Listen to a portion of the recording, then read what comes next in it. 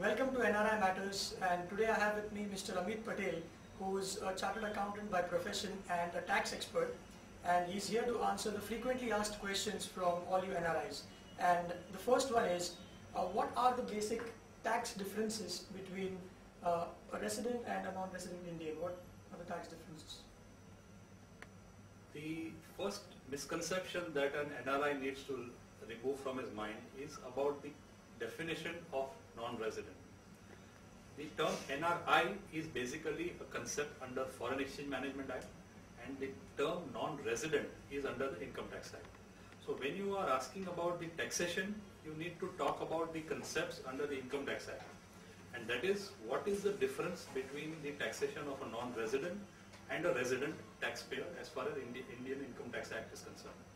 So from that point of view, it's a very simple difference that for a resident taxpayer, any income earned anywhere in the world is taxable in India. Of course, subject to the exemptions and the deductions.